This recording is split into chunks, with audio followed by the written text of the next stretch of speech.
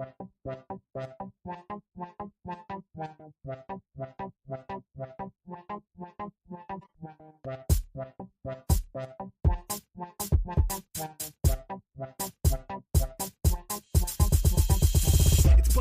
bust through when bust moves. Stay true, they kill it, they stay smooth. Handsome brothers stay set in the mood, but they wanted funky rhymes from the brother so cool. Trying to check the vibes and set the conversation. The keenest minds to find this observation. I'm Montana podcast, so dope, now face it. We'll be the first to declare our greatness. Checking, now check it, I'm checking it twice on the weekly. I'm busting, cause busting is life. If you don't know, now you do though. You should peep game, that'd be cool though. Cause your part is crucial, so get on the movement. If you ain't busting, don't know what you doing. Wasting your time and ignoring the truest. Some of the realest, they greatly influence. Kings in Montana creating a movement. Scrapping or rapping or laughing or acting. It really don't matter, cause this is our passion. We busting and trusting. It really is something. When it comes to our family, you know that we love them. That's how we roll. Montana in the house and we taking control. Podcast kings in the place to be. We taking over, just wait and see. Slow down and catch the vibe. Weekly buzz, but we on tonight. No bull stand true and tried. It's Buzzword, it's ride or die. Slow down and catch the vibe. Weekly buzz, but we on tonight. No bull stand true and tried. It's Buzzword, it's ride or die.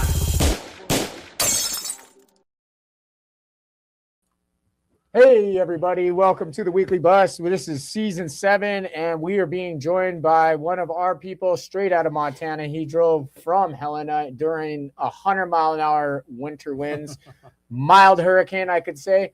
Levi, why don't you bring him in?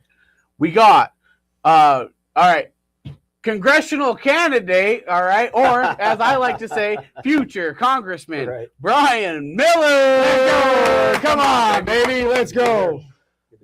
Yes, sir. As he said, he likes to ride his skis, so we're playing with the title a little bit. Vote in the chat which one you guys like the most. Anyways, thank you for making the drive. You know, because you know it's 89 miles or whatever, but some people might use it as a cop out and want to go virtual. But if you're in Montana, please come to the studio if you want to come on the show. Absolutely, man. It's being in Great Falls, you know, everything's about 2.5 hours, 3.5 hours away. Everything will work. For you, I'm an hour and a half. You know, that's like us going to the cabin or just coming to visit you in Helena. So yeah, man. Absolutely.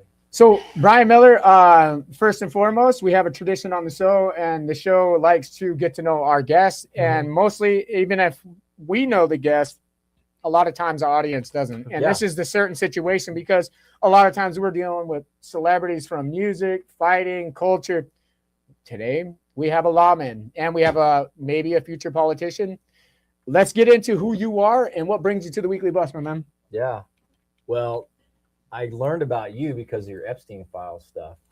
What'd you think? Which I know we'll talk about. Yeah, we'll get into that later. Yeah, no, but that's why I'm here, because I clicked on your thing on Facebook and we just started talking. Yeah, no, your comment was great, man. It gave me a lot of courage to keep going, actually. Yeah. The first part was like, this was well, and I'm like, okay, so my investigation's hitting the right ear. So I'm going to go a little further and go a little deeper, and which it led to some amazing things I'll get into much further. Yeah. So that's that part. As far as myself goes, I grew up in the Southeast and came up to Montana in the 90s. And I first learned about Montana on a road trip with a buddy.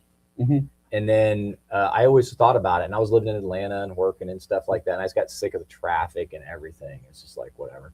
So I moved out here. I actually worked up at the park, driving on I don't know if you guys see those jammer buses. You ever seen those things? Oh yeah. Like tour bus. Yeah. And actually, that's fun. Go on. But no, they did say that they're actually increasing transit because recently, have you heard what was going on? They took the request reservation to get to Glacier Park out like a month and a half ago. Do you remember that?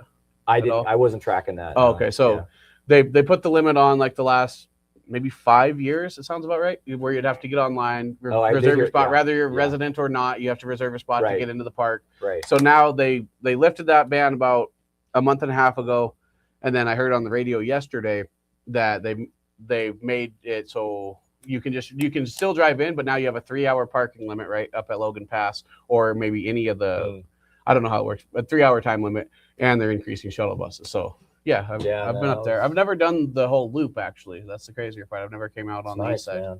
I just been up to. And that's what you kind of originally. That was my first sort of when I lived in Montana, and then I, long story short, started a family and everything like that, and eventually went to law school. But I've done some different things. I've been a teacher. I've done mental health stuff with kids.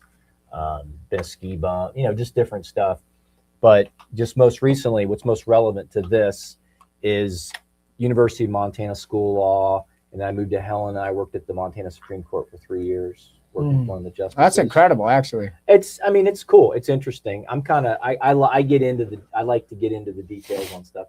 So I did that, and then I've been an attorney at this firm in Helena since 2010, and I just do all kinds of stuff, man. I've done federal law, though. You've been in federal litigations and trial law. So let's get into that. You're not just a normal lawyer. Well, I do actually, there's leagues here, and you're actually in a high league. Well, I don't know about that, but I mean, I've had, there's some that are definitely better than me, but I've won some tough ones, lost some tough ones. And I feel like that's, I've just learned a lot about life through doing this. Cause when, someone told me once, and I'm sure you guys probably hear this on this, sometimes you learn the best by getting your ass kicked. Oh yeah, man. We learn a lot from a good ass whipping. We have a motto here, man. And it's really evolved from, I think season 3, we started we don't take losses here. We take learning lessons. We learn as much as we can when we know that we're not in a winning situation, because why aren't we winning, right? Exactly. Got to make moves. And I think if you start to look at things and start compiling, because losing is contagious. If you start looking at those things, they start losing. So yeah, I like that you said that. We have that motto here. We don't lose here. We always learn, because those moments, that's the greatest move. That's the greatest way to learn, is your experience from the objection in process. But you won't like losing, but right. Yeah. So, I mean, so I've been doing all kinds of stuff for all over the state for like 15 years. And then when I got into this thing, running for Congress, is, I'm a dad, my kids are in their 20s, and I was just looking at this stuff going on, and I was like, this is not good, dude. This does not look like good. I'm not against conservative, but this is, from my perspective, it was looking evil. I didn't like the way it looked. You're talking current administration? Yeah. I mean, and the first one wasn't like this. The first Trump was way more laid back. I mean, it was more conservative than I would have liked per se, but it wasn't doing anything insane. But this thing that I started seeing, I didn't like it at all. I did not like it. I didn't like the direction it was going. So this was what you decided. You're like, well, I love being a lawyer, but you're like, I can't sit back no more. Is that where you're at with it? No one was running at the time. Yeah. And I was just like, I don't, from my point of view, I was like, this is not acceptable. And in the past year, it's just gotten more out of hand. But this was like a year ago that I really started thinking about this. And then the first thing I did as I was considering it was I went back and I reread all the Federalist Papers. And for some of your viewers, it may not know. I know we talked about this, but when they were at the time, when they were looking at adopting the United States Constitution, 1788, 1789, there was already states. The states already existed, right? And so the states had to decide, are we going to join this union? Are we going to agree to this arrangement? And a lot of states did not want to do it. They were very skeptical. They didn't want to give up their power to a federal government. They didn't like that idea. So the Federalist Papers was the people that were trying to persuade the states to adopt it, right? Mm-hmm. So the Federalist Papers contain all kinds of information on the Constitution, because they were trying to educate people and say, this is what we're doing. This is the game plan. Because there was a lot of paranoia and fear around joining this thing. And so I went and reread those documents, and that convicted me. And I was like, yeah, I want to just do what I can. So that's how it started out. So is there somebody that you, I guess, model your campaign after? I mean, is there someone like that you look up to in that whole realm of stuff? Since you said, you like the first Trump session, but I didn't say I like it, but I tolerated it. Okay, it didn't make more me tolerable, right? I didn't like it, but it wouldn't have made me want to run. Okay, but I didn't like it, but I was like, well, whatever. You don't always get what you want. Right. I know a lot of people didn't like the Obama thing. They hated the Obama thing. They lost their minds over Obama. Okay. Mm-hmm. Sometimes you win, sometimes you lose. What? So, but your question, so there's a couple of people that I really respect that I whose writings I think about, an example I think about, like Alexander Hamilton. Mm-hmm. Alexander Hamilton's a fascinating story, which we could talk about if you wanted. Lincoln, I'm a big Lincoln guy. Why? I want to know why though, because I love that when people use Lincoln, because Lincoln's a complicated guy, and I love guy. Yeah. He's and I read his writings. I actually read That's all awesome. of his letters writings. are awesome, actually. His letters are awesome. His speeches are awesome. And what I love about here's what I love about Lincoln is he was a very moral individual. And do you know the story? Do you know the legend about Lincoln, about why he hated slavery? Have you heard that story? There's a lot of them. So if you want to just inform us. Okay, so this is the one that I understand based on the stuff I've read, is that Lincoln grew up like white trash, right? He was just poor. He had nothing. And his family moves him from Kentucky to Illinois. And then he's like 19 or 20 or something like that. He takes a job doing a barge down the Mississippi to New Orleans. And what historical sources have reported for their friends or whatever is that he saw a live slave auction. And that just like, he was like, what the fuck is going on here? Yeah. To see it with his own eyes.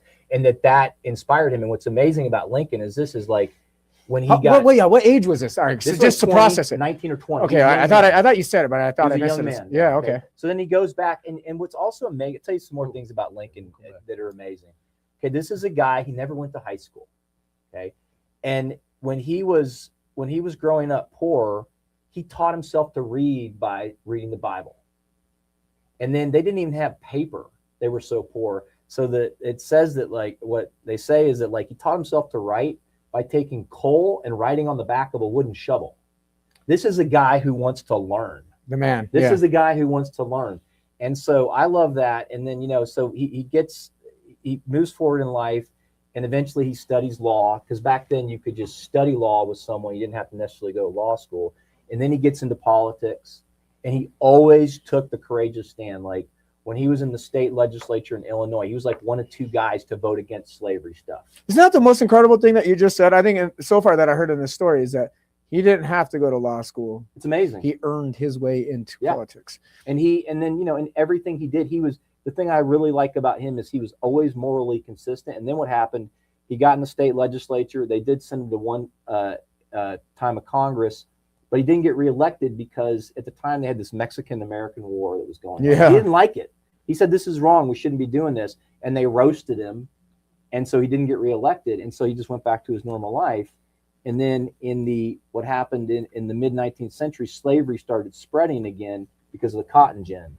And he was worried that slavery was going to start spreading to the Western territories. And that's when he got back in the game. And then the rest from there. So I find that story absolutely inspiring and humbling. I love that you wrap that up, because I think that's what leads you into politics. I mean, you could be a lawman, you can get into lawyers, you can go into litigation, you can talk federal law all you want, right? But when you jump into politics, you're an individual that's willing to risk reputation, credibility, career, and you put yourself on the public platform, right? Right. And when you do that, you have to have some kind of moral direction on who you look into and who you look up to. So I think that was an awesome look into who you look into, like what would politics look like with Mr. Miller in Montana politics, right? Yeah. I think that was one of the questions I kind of had lined up later, but I'm glad that you spilled it out this way. I did see a question in the audience. Sure. So, and he said it's great that you can, say that you didn't like the administration so much then, or even worse now. What are some of the main points of discussion that you truly are, truly discontent with right now? Yes. Yeah. I know that, I'm sure there's a list, you know what I mean? But when you say it's too much, you said what's the contention? Much? Yeah. Oh God. How much time do we have? No, let me hit the top lines. First off, the biggest one is this. The Constitution was designed to be a limited presidency. And they did that because these guys had just finished getting their asses kicked by the British, right? Yeah, a royal family. They lived under an authoritarian system by the British. Mm-hmm. And they said, we're not going to do that in America. And so the whole principle of the government is, and this is in the Federalist Papers, you divide the power up.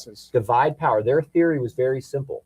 They said, if you let one person or one group of people have too much power, something bad is always going to happen. Yeah. It's human nature. Yeah. Even a good person, if you give a good person too much power, it's just something in human nature. You watch good people. I know who. You know what I'm saying? I know. You know good people. You know good people. For instance, I have one in mind. Well, dude, we'll but the reality. but we have all seen good people get power, and then they change. Yeah. Okay. Yeah. So it's that idea, and then in the government. So that's the biggest one is respecting the limited nature, and like he attacks the judges. That I cannot stand that. Listen, I've had judges like just yell at me and scream at me and say, "Get the hell out of my courtroom." Okay. I still respect the system. Yeah. I still respect the system. And when you go into the judge and they rule against you, you take your licks and you go home and you say, I'm gonna do a next one. You don't sit there and rip the system down. You don't rip the system down. You leave it alone and you don't cry and bitch about it, And that's another thing that they're doing. They're just really attacking the judges. I don't like that. And then we've talked about this. There's just a lot of different things. I don't like the thing he's been doing lately where he says, I don't like that person that's running your company. Get rid of that. I'm not going to give you a license. No, shut up, dude. That's a private business. Leave them alone. We're seeing influence in a way that we haven't seen on a level that we've ever seen before be used. Yeah. So those are some of them. I think those are some really good starting points. One of them being, like you said, is you're having really big disagreements with how he's handling federal law, which, I actually, as a constitutionalist myself, I can't fucking stand a lot of the shit that's going on. And I got into it with a few public people. They're like, you don't know anything what you're talking about. I said, bro, I'm telling you that when you study the constitutional law, which is not obviously it's very complicated. Yeah. But when you study it for what it is and we're looking at currently, it's not hard to see that it's been fucking violated. Yeah. And it's not been violated on one, but multiple stages. And it's not just one person, it's an entire administration. And it's not just one administration, it's generations of administrations. We're seeing a peak of corruption in American politics. Yeah. And whether you want to point it at Trump or you want to point it at, blue, red or blue, it doesn't matter. Divisional politics is a fucking problem. Yep. And I think that's what is a great conversational starter for me is that, it's great to say we have problems with this administration, but these problems didn't start with this administration. No, it has continued the process. Now, with a lot of these people in power, like you're seeing a general fucking rise of a lot of Americans saying, all right, if you guys ain't going to fucking change it, we will. Right. You're one of those guys. When you do get in there, what are some of the solutions to these problems that you have already kind of singled out and targeted? Like when you get to go as being a lawman, you have the chance as a a congressman to propose new laws and policies. What are some of those? All right. Well, so first off, let's take this thing with the Trump thing. Yeah. You know how do you have a kid? Yeah, okay. I'm 6 times over, bro. So you got more than one. I got lots of kids, and he's got a teenager that's 17, and that's amazing. Okay. I got a bunch of kids. Yeah. Okay, so he's got his own basketball team +1. I do, yeah. Oh, that's good. Okay, so when they're they turn 2 or something, and they start getting into shit all the time, and you gotta put child-proof locks. So we're gonna have to Trump-proof the presidency now. Because this guy found all the goddamn loopholes and just screwed with everything. Is that a bad thing, though? I think it's good that we've seen problems that are exposed. Well, nobody did it before because they just. But anyway, I'm saying that's something we have to do. And I'm not playing devil's advocate here. As a constitutionalist, I don't like either side right now. Sure. I don't fuck with none of them. But he's the guy that's in there right now, so that's who we're focused. Right. And it's sure. I think that's absolutely right. You want to place your man in if you want to be the president, you got to be the. I mean, what's heavy wear the crown is what they say? Yeah. There we go. Yeah. Right. But that's one is we're going to have to 2 in each. We're going to have to close all those loopholes. How would you start? What's the starting base? Oh, man. Well, yes. Starting in Montana. Let's not talk fucking anywhere else. We're talking Montana politics. 6 or 8 would be great. Well, it's all fed. I mean, one thing that affects us that we have to really clarify is this tariff thing. Because the tariffs are not supposed to be. The president is not supposed to have that shut down just recently. He's fighting obviously, but see, this is the thing. Now he finds another loop. He goes. What he does is they look in the books and they say, "Oh, well, we can do this way now." And it's like, buddy, you don't understand. You're not supposed to be doing that. And I can tell you for a fact, I know this history on this.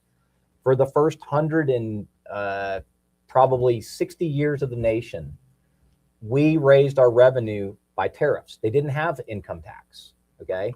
They didn't. It was too complicated to do it. Think about it. It's a technology thing. Sure. Like today, you can do it. You can take stuff out of someone's bank account, their paycheck, electronics. Back in the day, they were like, well, this is too complicated. We can't do this. But what they did do was when imports are coming in and things are going out, they could tax them. That's how. So Congress debated. They always debated tariffs. Always.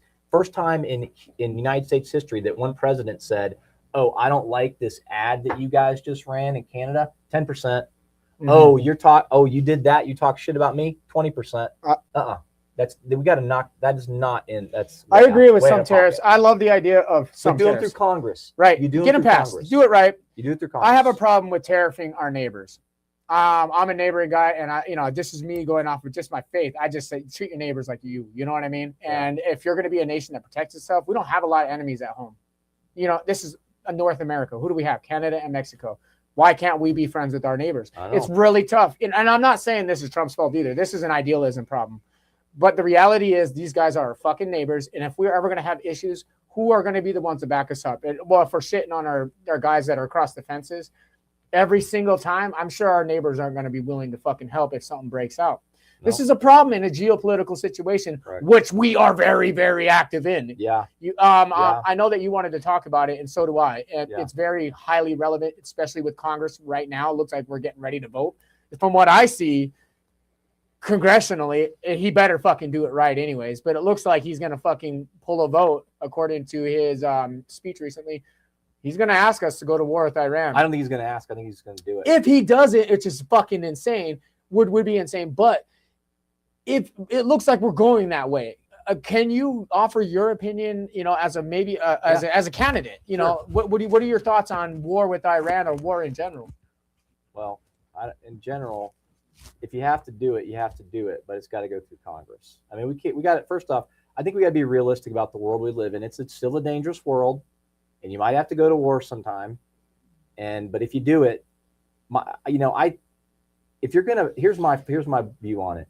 If you are going to ask another human being to potentially lose their life over some shit, you better know what the hell you are doing. Yeah. And it better be necessary. I do not like this shit. It's like when they did with Iraq.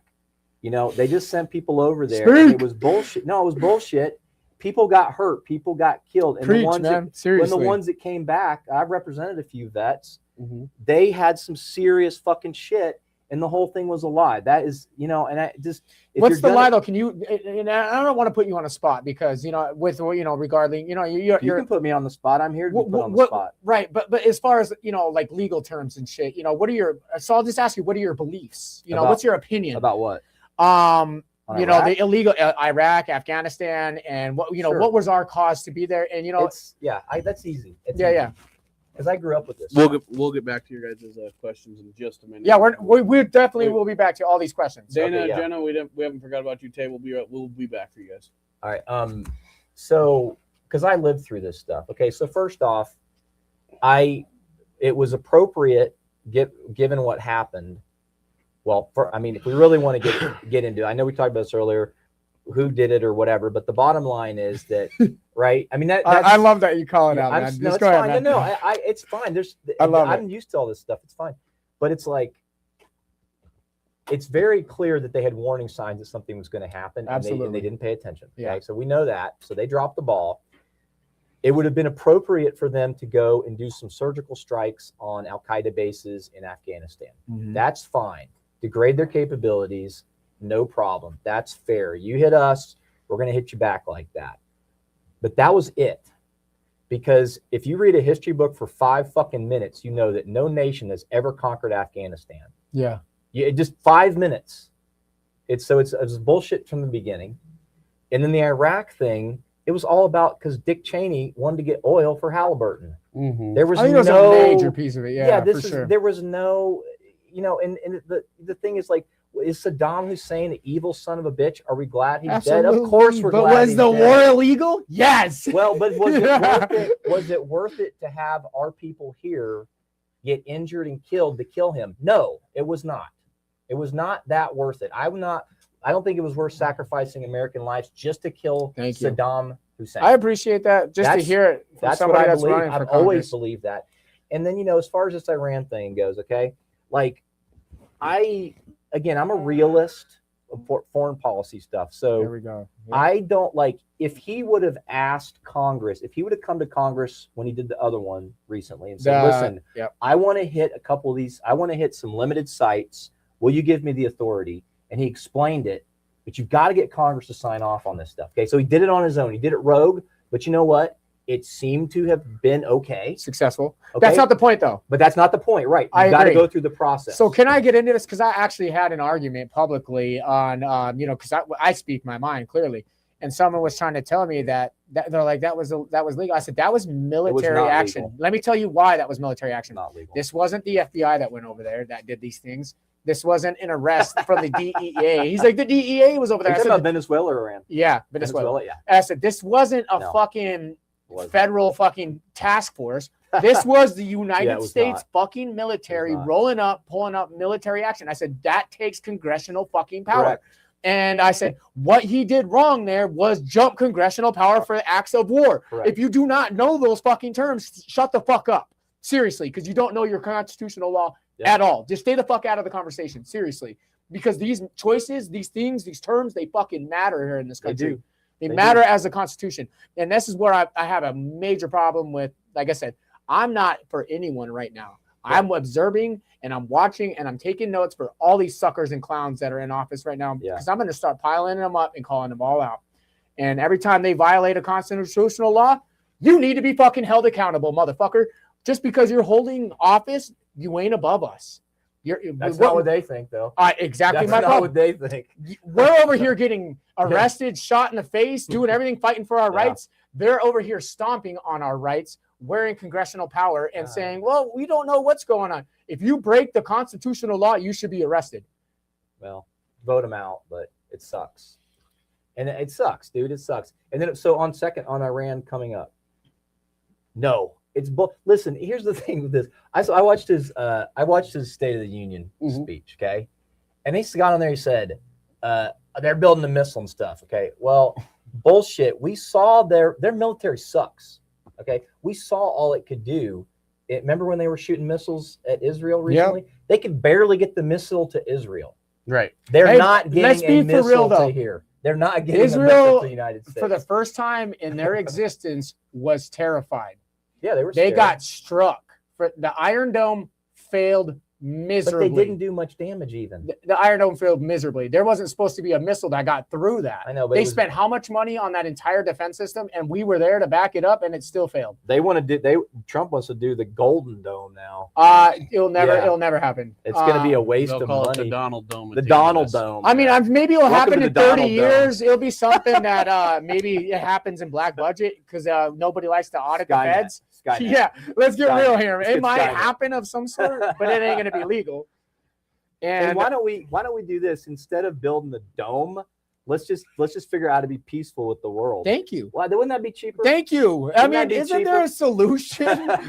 A solution base, man. Come on. Yeah. Let's talk Montana solutions and problems. Levi is in the fucking business. I know a lot about it, and I'm also in the business on a different end. He's in the energy end. I'm in the AI end. Levi's experience in the energy end. But we're talking data centers, AI boom, Montana. Yeah. What is your thoughts? What is your voting opinion? Where does your power lead? And what does it come to you and your idealism of economic growth? Number one, obviously we want to grow as a state, but there's a lot of fucking problems with these environmental issues. And not only that, energy and financial issues for our money. Yeah. Montanans. Correct. Yeah. Well, and it's data centers. I mean, the data centers are, this shit's going way too goddamn fast.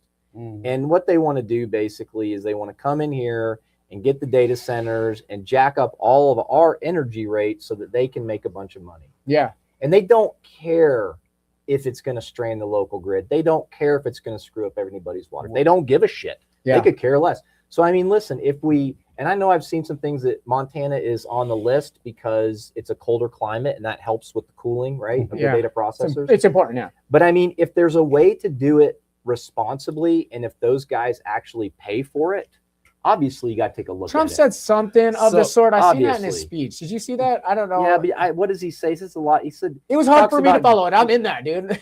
I can't even understand what the fuck that guy's saying half the time. I don't get it.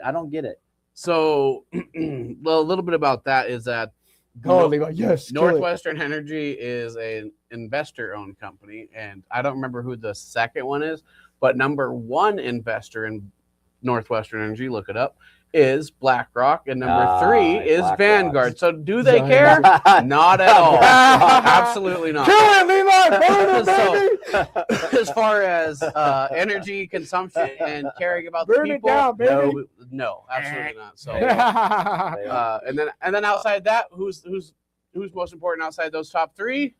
The shareholders at the top. Right, yeah. So now they're going to join with Black Hills Energy out of South Dakota. If you guys don't know about that, this is a monopoly, and this is why I really bring it up. For you moving in and moving in and potentially taking over a seat in our house, we have an issue. We have a major issue. We have a monopoly in energy companies that has taken over, merged, and we have Energy West, Black Hill Goals, and what was it, Northwestern Energy, all merged to taking over an energy industry. I know. That's what There's an issue here. And not only that, we had our tax cut or whatever, some break that was happening for alternative energy has been slashed. So if you didn't reach it, now you got your net cut off. Yeah. If you didn't now you're forced to buy the only energy around. Yeah.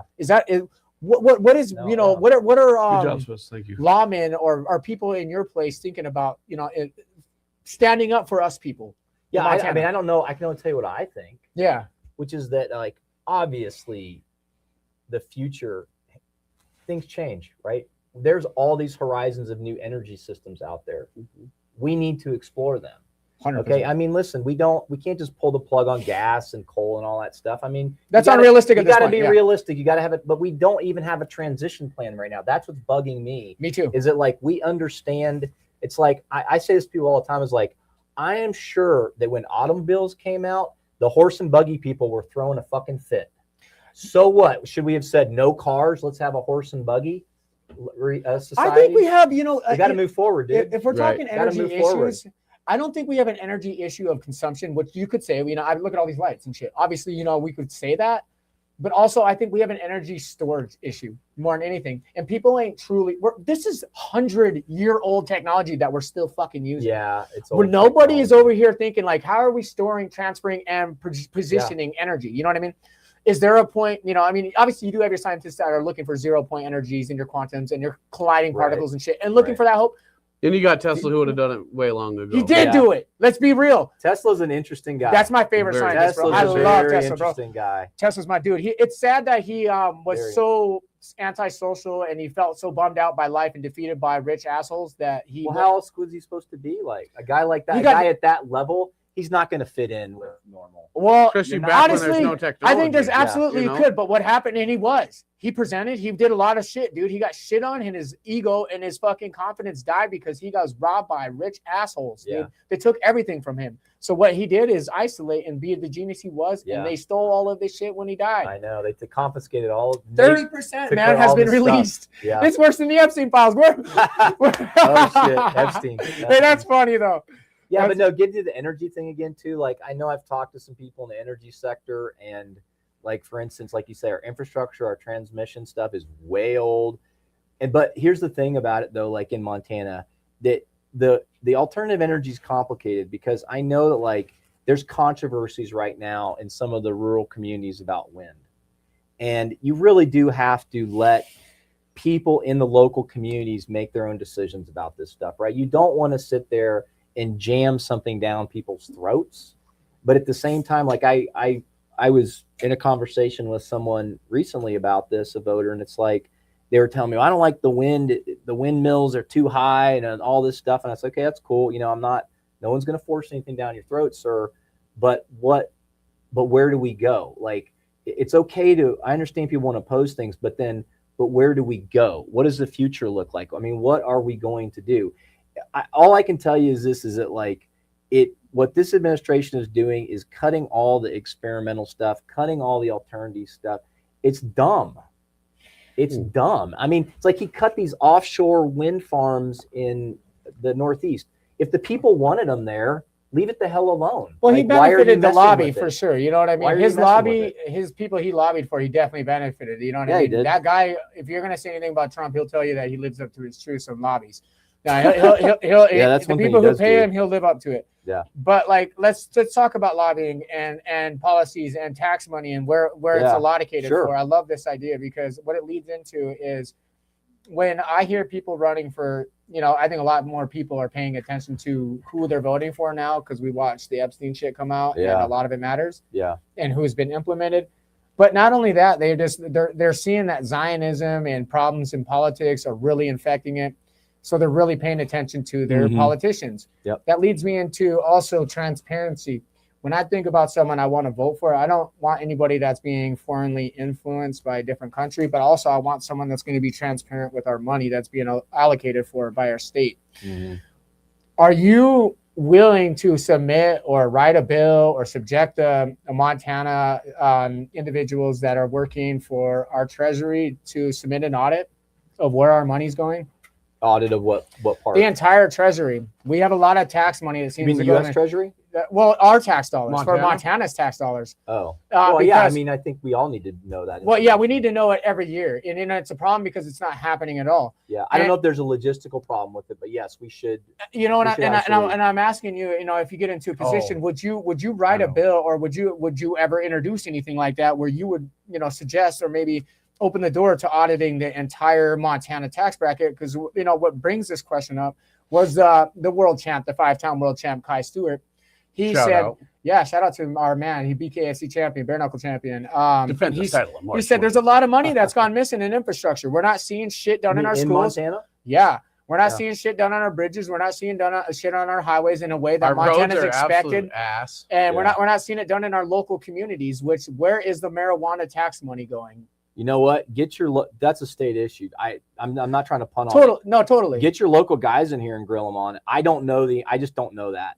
I know But that you don't know the answer, but I don't know it. but the question wasn't you know the answer. Right. What would you propose as something that would audit the answer? Yeah, except that would be a state thing, not a federal thing. Sure. Okay. But I would support it. You're definitely in the realm in the network of making things like that happen when you do if you do win seat. I would want to know here's how I'd want to do that is I'd want to know what was going on and what the issues were, and I'd start by wanting to see, what the available information was and what the missing links are. But yeah, the idea that we should know where our tax dollars going 100%, and are we, is there reasons to be concerned sometimes? Yeah, hell yeah. Would you, and here's another thing. Obviously, it starts with one person. I think every movement, and that's important pieces about Congress, because if you're going to get into a position of influence, then what's the point of not using it? Correct. I agree with you. I agree with you. Yeah. So, so when you get into a position of influence, like such as auditing and asking and positioning laws and doing things like that, would you rally other congressional members and say we need a fucking audit and like present a real bill? If I see the information for it, yes. Sorry. My question is would that be county by county? Is that what you're saying, or? Well, what you're talking about states and counties. A federal law wouldn't do that. But if I had evidence, if I had evidence that there was something wrong there, I think you're asking me would I use the position to try to rally people? Absolutely. But I want to see the evidence first. I don't want to jump to a conclusion. But the evidence is in the audit. Yeah. Well, then we got to get that information out. But I don't know anything about it. Is what I'm saying. I don't want to. But I agree with the principle of transparency 100%. I mean, for instance, I'm not taking not to make it about my thing, but just to give you an example. I only take money from individuals. I'm not taking money from any PACs. Period. I love that. God, that was one of my main questions. I'm not even going to take money from the Democratic Party because even though I'm a Democrat, I want to also maintain my independence. I wasn't going to ask your political alliance until the end of the show because I thought it was best to just kind of get a characteristic of who you are, and then I was going to ask. But since you presented it, is there a reason why you've chosen a side? Yeah. So I really don't fit perfectly. I definitely do not identify with this Republican Party because, for instance, we've talked about this.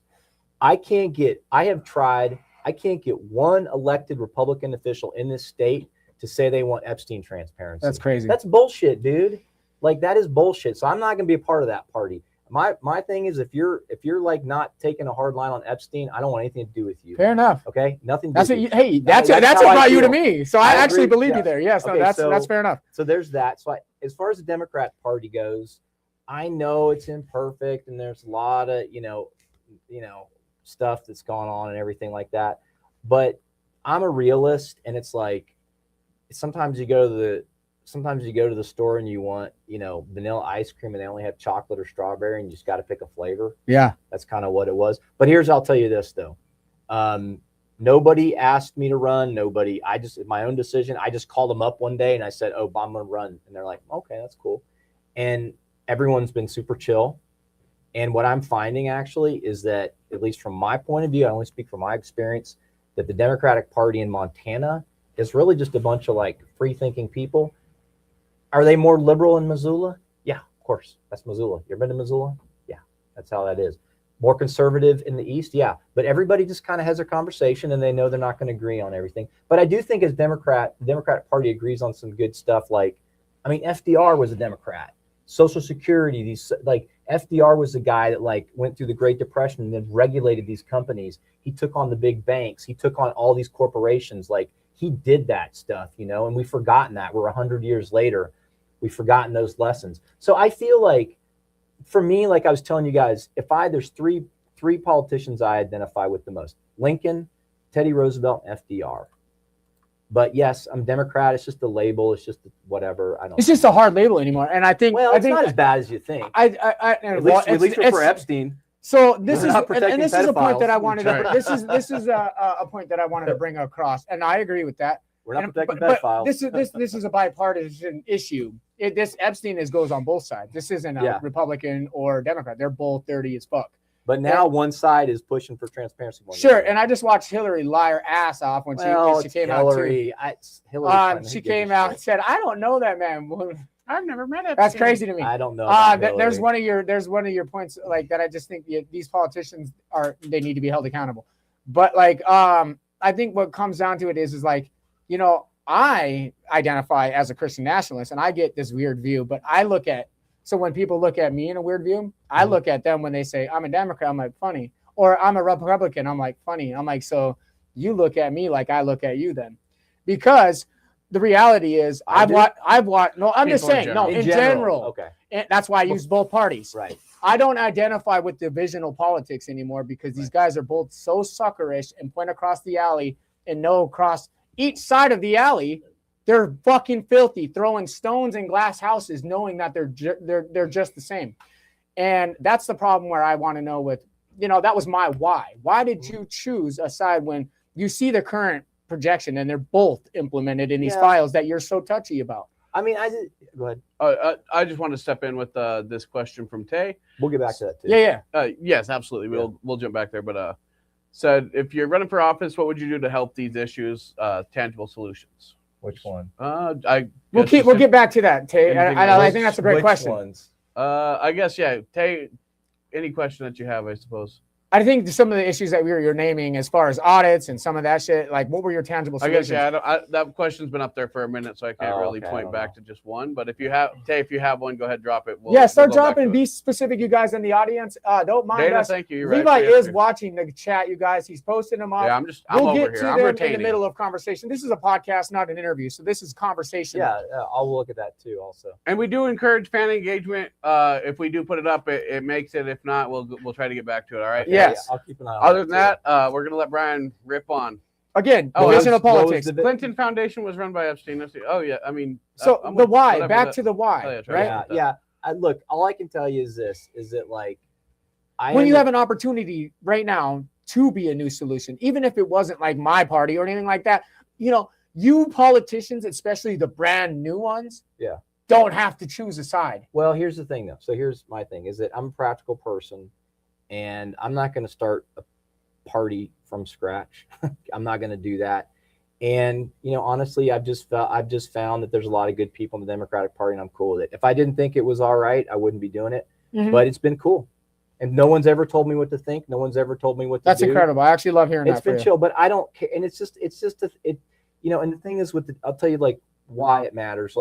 The Democratic Party has central committees all over the place. There's a central committee here in Cascade County. They're great freaking people, man. Mm-hmm. They're great people. I've met a lot of great people through that. So if I hadn't been running as a Democrat, and I do parties can mean a lot of different things. For me, when I think of Democratic Party values, it's the basic stuff, tax fairness and freaking dealing with these corporations. The Democratic Party used to be the leader on that. And I think that's what's coming back. I'm going to be 100% honest with you. I'll be 1,000% transparent with you. Yeah. I used to identify as a Democrat, and I think why I left, and you know what? And I voted for Trump, so I want to put this all on record. That's fine. I voted Trump this time, hated him the first 2 times. Interesting. And well, I'll tell you, I was under a Harris. different You didn't like Harris? No, I didn't go any Democrats on that side. And the reason why, and what killed me forever, because like you said, Montana, I feel like generalized Montanans on a basis would, in fact, like identify, and they have, like, even my grandfather and some others, like, have identified with Democratic views, but like they've lost their touch in Montana, and I'm just going to throw out, when Hillary was chosen over Bernie, when Bernie did it bigger, it showed itself. But you know what? A lot of people in the Democratic Party are pissed at that. That's what I'm saying. It was an exposure of the entire Democratic Party. I know, but I'm saying to you is this. They did it not once. I know. Twice. But a lot of people in the Democratic Party are pissed at that. That's what I'm telling you is, like, there's a lot of people in the Democratic Party that still say, like, dude, why didn't you let Bernie? They lost their morals, and it was exposed. Yeah, but things change, and I feel like right now we'll see. We'll see. And you know what I mean? And maybe you're one of those guys that can influence that party. But right now, I think the general overall base, and I've done a lot of polls, I've seen a lot of shit. Nobody's partying right now. They're actually leaving a party faster than ever. They're saying fuck red and blue. Correct. And faster than ever. But listen, we have an emergency situation right now. We got to deal with this thing. So we got to just. What's the first emergency that you consider number one then? Like I was telling you earlier, limiting the president's power. Fair enough. That is actually everything. We just said, now we're going to have a war in Iran. Now we're going to have a war in Venezuela. Where are we going to have a war next? And you did stand on that. Okay, that's fair enough, man. Right? You did stand on that. And the other thing we didn't get to was this thing against immigrants.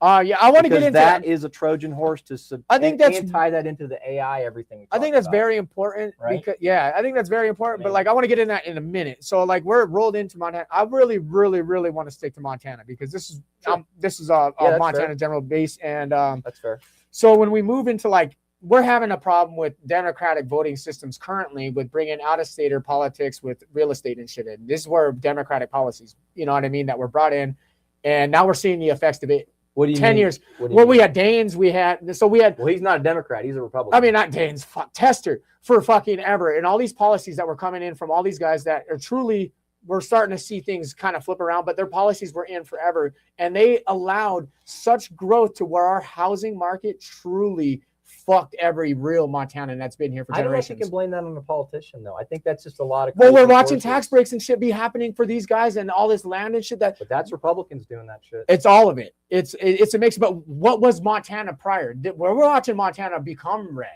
You remember we were very purple. I think it's going to shift back. We were purple forever. We were never a red state. So let's be honest about that. We had Democrats and Republicans running House and absolutely. We need to get back to that. We should get back to that. It definitely should. And there's, and that was your checks and balances. Even then, it was kind of intermingled. Right. But now we have one-sided politics where we're on the brink of some kind of civil conflict, and I don't know what it is yet. I hope not. And nobody's encouraging this, right? Nobody's encouraging. Some are encouraging. But the logical minds aren't. They want to see a better direction. And but the reality is that we're being shoved into a way where divisional fucking politics have ruined us. We can't say that this guy's, because when the man throws a stone on that side that's blue, and they're fucking just as dirty as the side is on red, we don't believe you anymore. You know what I'm saying? That. Well, it's always been like that. It's not always that way. It wasn't supposed to be supposed to be that way. Listen, you know what? This is an ancient beef. You know this is ancient beef. You know when the two-party system started? It started in a beef between Alexander Hamilton on one side and Thomas Jefferson and James Madison on the other. They started beefing about federal taxes and stuff like that. And that formed the two-party system. But listen, all I can tell you, I hear what you're saying, and I get it all the time. All I can tell you is I'm just doing what I'm doing. That's all I'm doing.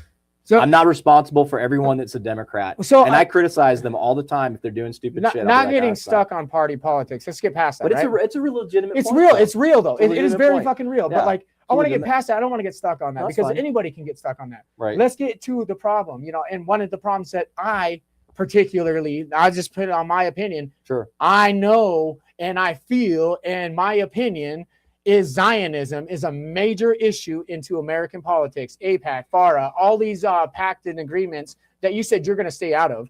And, Right. I salute you. And that's why I truly wanted to welcome you on the show. When he told me that stuff, I was like, oh, this might be a candidate I truly want to speak to. Yeah. Because any man that's willing to say, I'm going to stand on my feet for politics because of my beliefs is a whole different man that says I took money willing to lobby. Those are two different politics. And I like that. I like that idea. So if you want to talk about some major issues, and I want to include Zionism. I mean, your thoughts on this, because it's important to me as a voter. Yeah, so I talk about it differently. I mean, here's I think you and I, we have agreements, and then maybe we look at things differently. My thing, so as I've told you many times, like I'm always very cautious about the history of anti-Semitism. We don't want to do any scapegoating, and it's always a fine line. And with that said, there's a difference between Jews and the state of Israel. The state of Israel. Yeah. The state of Israel is a government. Well, Zionism is a political system. But just let me tell you my point of view. So this is how I look at it. I do not like what the state of Israel as a government is doing. Okay. If they were different, I might like them, but I don't like what they're doing. And I have seen enough evidence of them really trying to get involved in our situations. This Iran thing right now, in my opinion, I think that's being driven by the state of Israel. I think they have too much influence. I don't like it. I'm not like hating against them, like whatever. I'm just saying, like, please stay the hell out of our business. Yes. We'll make our own decision. If we want to join you on something, we'll join you on something. If we don't want to join you, we won't. But I'll tell you one thing that I don't like about what's going on is I don't like how we keep giving them all this money and then they give their citizens health care and education, but you can't get that here. Let's get into So we're going into debt so that they can have. I'm like, no, stop. I don't like that. Like, that doesn't make any sense to me. I don't like that kind of thing. You're drawing some real points. But and I respect everyone's opinion to whatever, but like, I don't think of it as, this is how I think. I don't get into the Zionism thing per se, but I think Israeli government for sure. I don't like the Israeli government and what they're doing right now. If they were different, maybe I'd like them. Sure. But what I've seen, man, I do not like.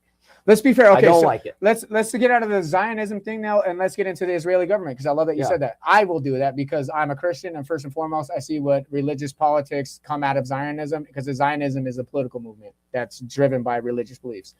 First and foremost, I want to put that majorly clear for everyone that's watching that. Secondly, it's important right now because you asked why we keep feeding Israel money, right? And a major of the why is that we're watching it unfold in real fucking time with the Epstein Files. We have major politicians that are being blackmailed, that are being used by a man that's been connected to fucking Mossad and known for it. It looks like and known for it. Yes. I mean, nobody can honestly say because of the redactions, but we have enough evidence at hand that validates these claims. It does appear to be the case. Yes. I mean, we call that in the law the preponderance of the evidence. The preponderance of the evidence certainly indicates that he had a connection with Mossad. Thank you. I mean, that's just now. Is there other facts that would show that's not true later? I don't know. Maybe, but we don't have that, right? What we have right now, a reasonable person would say, yeah, there's a connection. Thank you. And with that being said, we're watching the reason why we're watching Iran possibly getting, whatever we do over there is a major influence of what information was fed to Israel from that blackmail institution. Yeah. You know what I mean?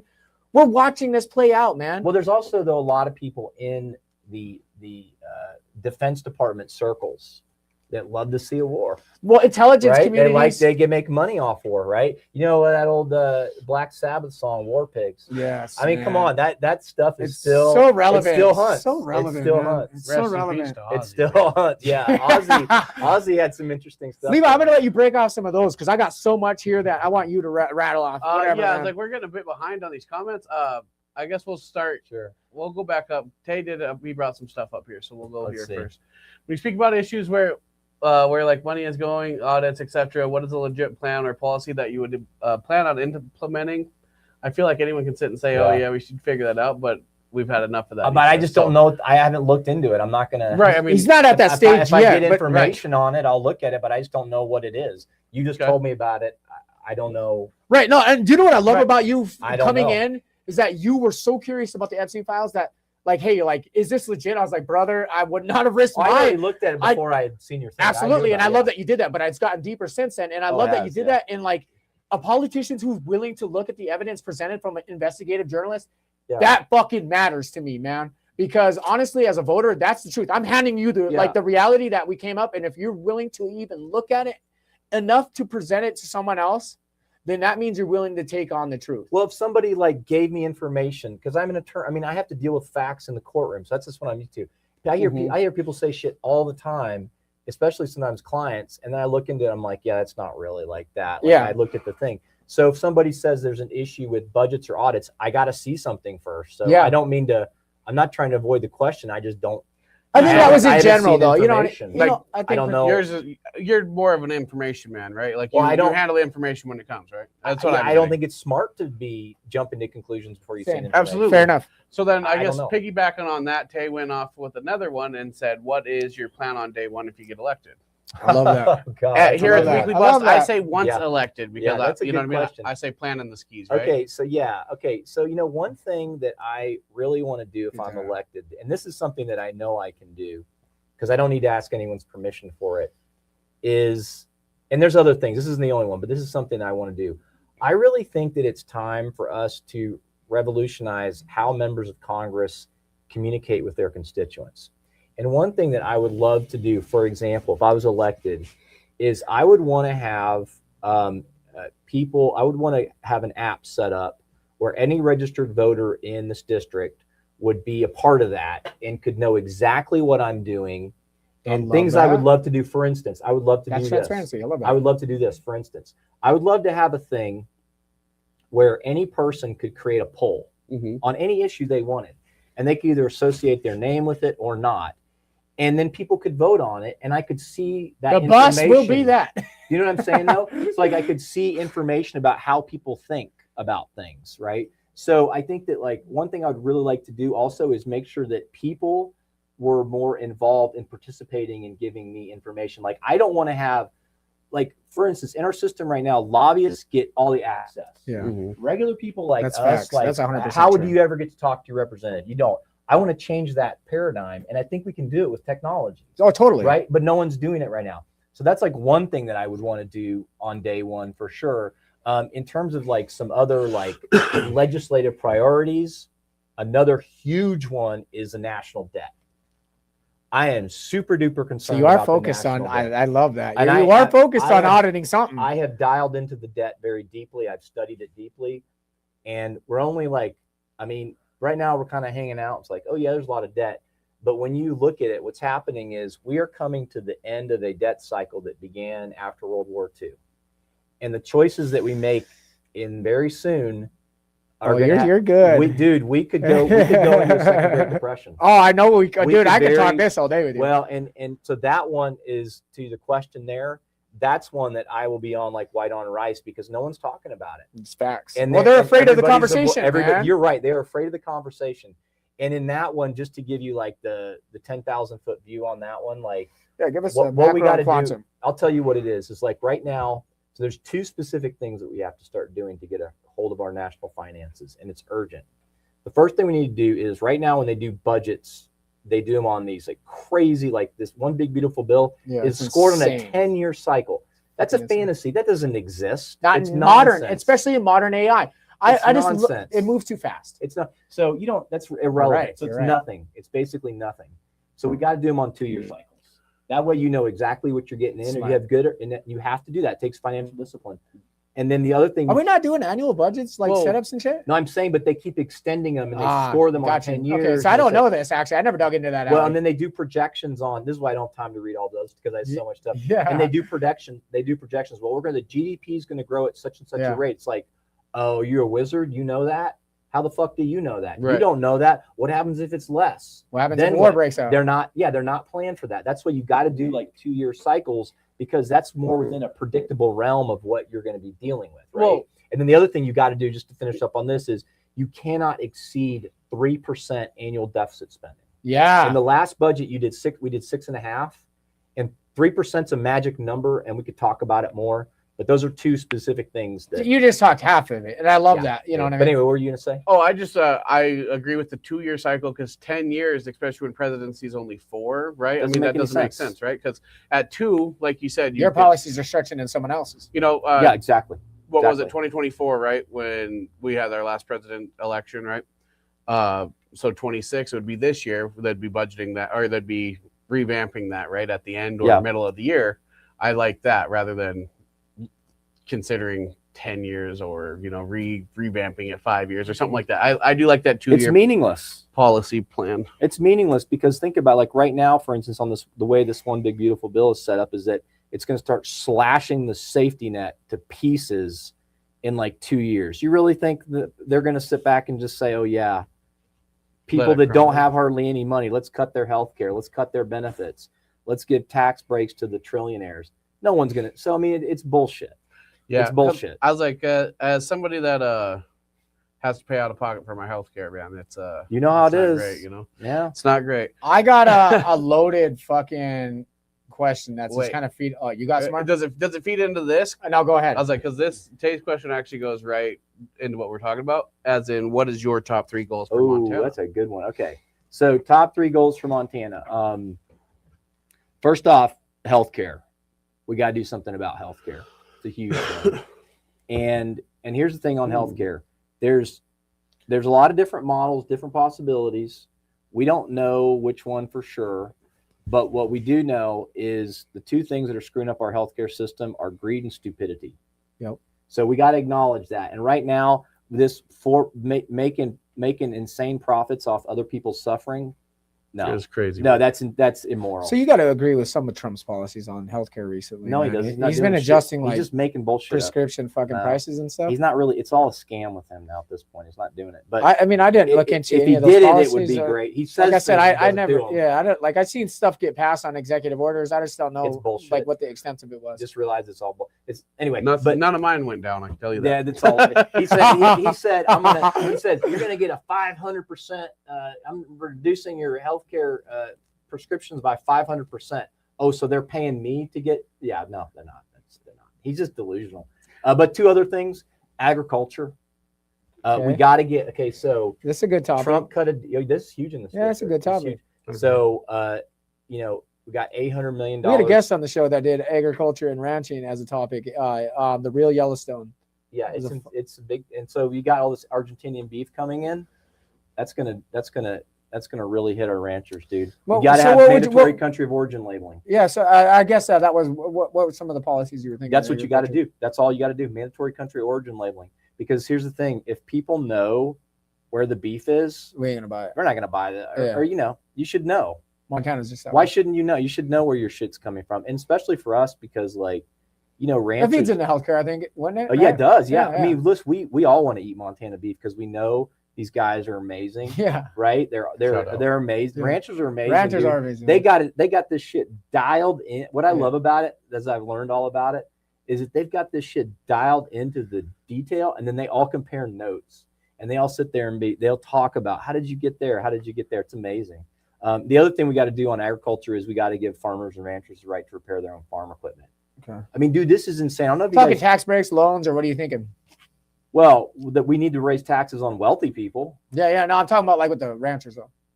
What do you mean? Like helping? You say we need to be able to help them out with, you know, like let them repairs. like yeah. Oh, the right to repair. So it's this insane thing where right now, like if a rancher or farmer, they're using farm equipment, they can't fix it on their own. They got to wait. Even when they know what is wrong with it and they can fix it, they have to let the corporation that that is a thing. So if their Montana's combine way goes down, too crazy. Like how did that happen? It's called this. Wow, that's lobbying for you.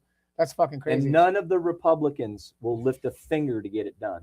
And I can't figure out why these guys, why are the ranchers not throwing a fit? I do not understand it. I've been like, as I've learned crazy. about this, I've been like, they have too much work to do to throw. That's fair. Well, they don't know. I mean, like, 100%. look at me. We didn't know. They're getting screwed by it, and it's sad to me too because they're getting screwed by this stuff. That's a crazy policy. Yeah, and I've always, whenever I talk to them, I say, if you demanded that these guys do it for you, they'd do it, but they don't. They don't demand it. They just kind of sit around. But I'll fight for that like crazy because as a consumer attorney, I'm just like, this is bullshit. That's a good one. I like that. So anyway, those are some ones. Those are some Montana ones. I like that. There's more, but those are big ones. Yeah. Justin Cohn, if that is stars donated, we appreciate you. It pops up as a clear if it is. That's Okay, great. so this feeds into mine, man. Yeah, Yeah, you had a loaded question. I did, yeah. No, Question. and it kind of feeds into all of that. Montana is becoming a place of national power, and it's obvious that even when the billionaires like to hide out here, and I'll get into the Epstein file shit, but like also a lot of the traffic. We're getting a lot more. Like presidents have come here. We have vice presidents come here. Yeah, we're seeing a lot more of the military traffic come in here. It's obvious that Montana is being positioned as a keystone state for whatever reason, probably for future growth. Everyone knows that Montana's growing like crazy. But this leads into, what the policies and the players and the checklist and what was going to happen. I didn't hear on that list of priorities the Epstein fucking files. And in my opinion, I care about that. I know that. I know that you do. But yeah. In my mind, I was hoping, and I really was waiting for you to say something about it. But those files are a fucking key to Montana's sovereign fucking ability to survive on its own. These guys were interstate. They were mingling with our highest and most legal. Missoula's probation and parole is implemented into those as a fucking leverage machine. It's crazy. It's in the email. Bruce right? Reinhardt was the attorney for Epstein at the time, who later became a judge, by the way, mind you.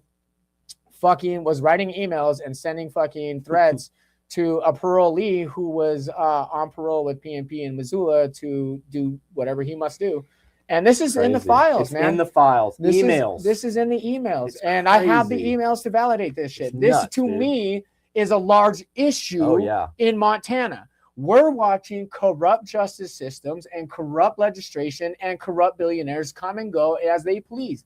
That's the fucking problem. It's like the Copper Kings again. So if we're talking, all over, dude. Like it's all, especially here, dude. Especially here. It's exactly what everyone has feared it to be. Yeah, it's a reality. This wasn't.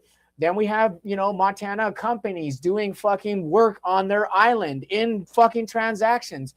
Ideal manufacturing. Tell that story. That's crazy. Ideal manufacturing is in the documents.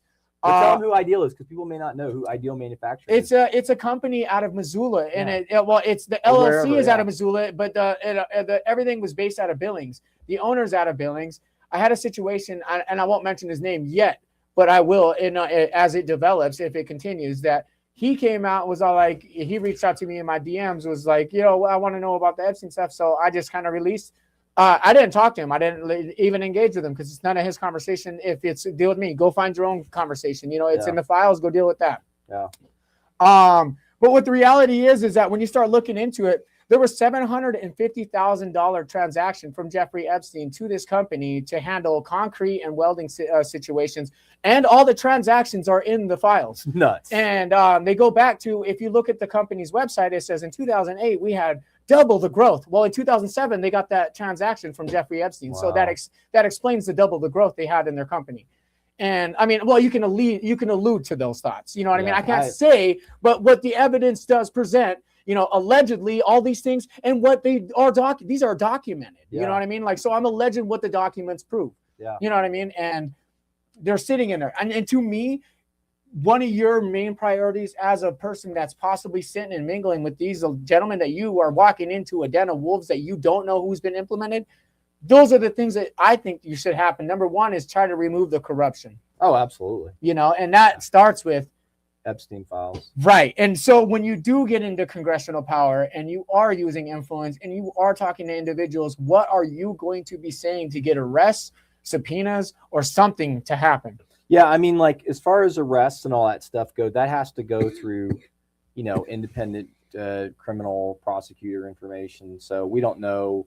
Who knows how much is going to be criminal? There could be statute of limitations issues. These things happened so long ago. But here's one thing that we did talk about this that is important, is I think we need to find out why prosecutors throughout these administrations, Obama administration, Clinton administration, Bush administration, how did this not be dealt with? Because like everybody that sees this stuff now, as a regular person, we're like, oh, if you got that shit coming across your desk, you're going to get on that shit.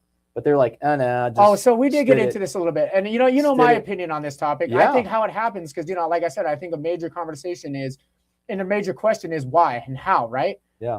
How did this last, and why did this develop, and how did it even get to this point? We need to know that. So to me, it gets to a point where the rich establishment from, the Federal Reserve and the people and the select individuals that are a part of that committee back then, this money stretches from there. And when you were chosen to get into an elite group of individual or a lot of money, no matter if you're in tech, media, finance, law, it don't matter. You get into a realm of large money, you get into individuals' privacies, and they need to know how to trust you. So they set up these clubs, the Bohemian Club, the Bohemian Grove, Yellowstone Club, whatever it may be.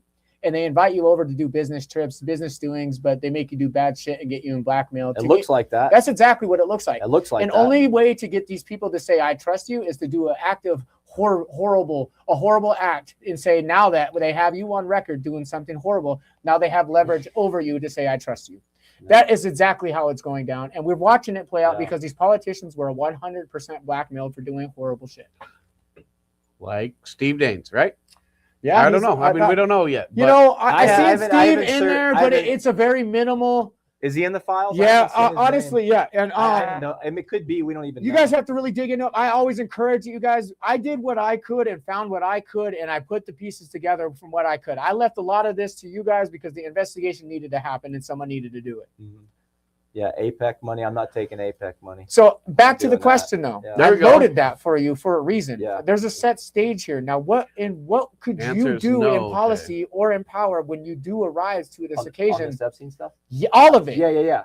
Well, it's a big thing, right? It's huge. You're one person, but I tell you, I mean, like with Epstein, for instance, we need to have an independent commission, that is a truth commission on this. Yeah. And it needs to go not just in, and one of the things I've been saying for the beginning of this is quit making it all about Donald Trump. I mean, Thank you. Right. Do people get stuck on that? They get stuck on that. However, as we talk right now, they are suppressing some stuff that's bad for Trump, and that so 100%. And we want it all. Well, and if you do that, you're going to get in more trouble. But we do need to I think we need to have a commission on this that looks into it, and really we got to get the whole breadth of public commission. Yeah, public commission. Yes, we have to. I mean, we got to protect victims' identities.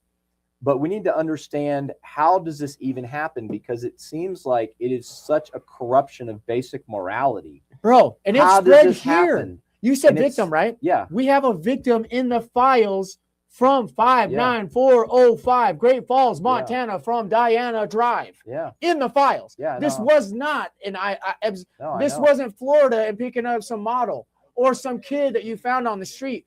This was legitimately in the files that someone here was recruited, they were seeked, and they were flown out, from what I understand, in Florida. Do you know what year that was? 2008, I think. 2008, yeah. Yeah, and that, that sounds like, I'd have to relook because of all the information I went through, but I want to quote 2008. And, but these are things that affected our community. Wow. This wasn't a fantasy. These are direct ties. This is why the Epstein Files, as a congressional man, should be on your top 3. Scotty Roberts, you got that right, brother. It is, man. It is. Remove the pedos, the baby eaters, and the Zionists. No kidding. Right. I'll tell you, I don't know who Brady Roberts is, but I respect that. Scotty Roberts. We know Scotty Roberts. My bad. I'll tell you. I mean, so we got to get. We have to have a full, and not just into the. We need to know the full extent of the network. People should get to know the full extent of this network.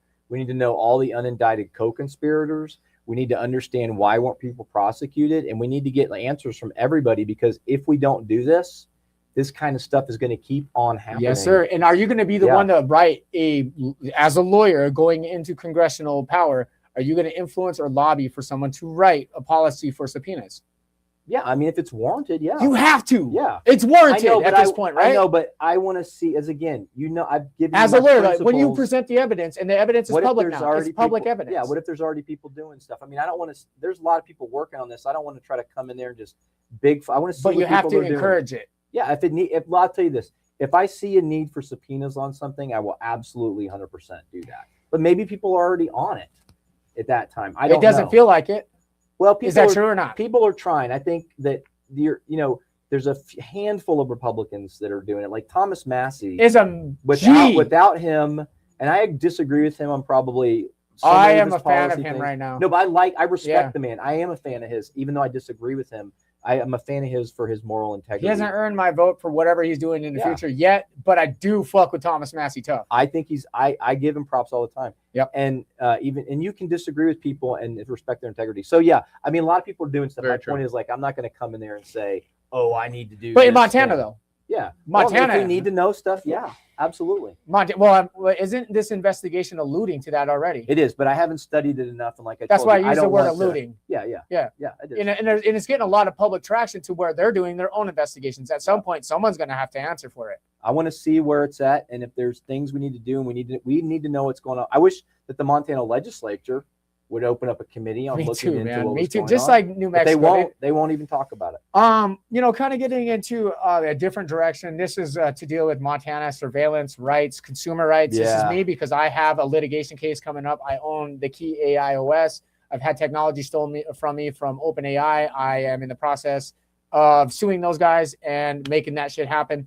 With that being said, as a consumer, our rights are being invaded by a lot of technology companies. A lot of our shit's being like 100% digested and then sold off, and we have no control over it right now. Right. What are you going to do in order to change some of those policies and get our privacy back?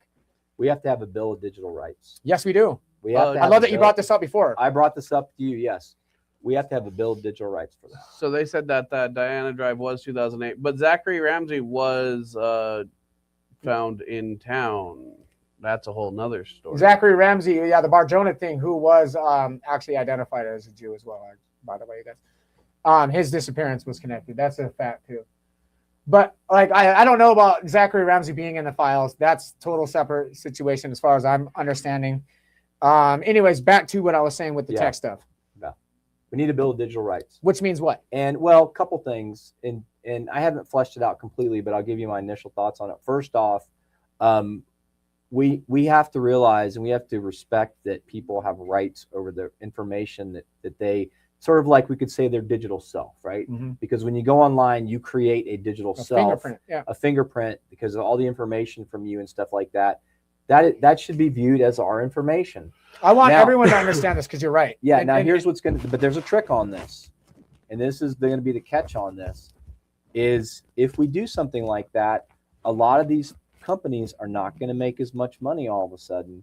So, I mean, that's something that's going to be a trade-off. I think that is a trade-off worth making. I know, but I'm just saying it's not going to be easy because you're talking about people make a lot of money off your information, right? Like they're constantly mining our information when we're online, and then they use that to sell to ad companies. That's why when you're like, why the hell am I getting this pop-up all of a sudden? It's like, well, because it's a problem. Yeah, I Googled one thing and it's on my newsfeed. Yep. And they're watching what you're watching now. They're making money. That's how they make money. So, I mean, the thing is that, like, we do need to do that, but it is also going to disrupt things. So it's going to change a lot of things. Another thing that we need big time, I think this is very important, is we should have a right to know how content is being manipulated with algorithms on social media. Yes, sir. Thank you. Okay? I was going to get in that next. Yeah. Now, I mean, it gets to a fine line of, okay, there's a trade secret in the algorithms and you got to respect the technology because maybe a company finds it really cool. But the idea of like our thought and our expression, being manipulated without our knowledge, I think we have a right to know that kind of stuff. That's sovereign consciousness that's being manipulated. Yes, and that's not, and we need to set I want to talk about that because it is directly affecting my business, the key AI OS. The whole pitch of my AI is that it's a sovereign AI that has the ability to be intelligent offline. Mm-hmm. It is structured in truth, and it does its transparency audits for people. So when it's searching for things, it does it accurately. But like in the process of like building all this, I had my own privacy invaded, and I started realizing a lot of the algorithms and what goes on in consciousness and sovereignty. Like as we see things change and we're watching AI get to a point where Claude and Anthropic is going through its own dispute with the government currently in the DoD because what is that? I saw something about Anthropic. What is they're denying it because they're not they have it in their contract that they refuse their AI to be used as a weapon. And and actually, you know what? For being a Jewish-owned company and my beliefs on that, I salute the fuck out of them, man, because a lot of those guys don't really care about privacy and protecting people, and they did. They took a stance on it, and it's a hard stance.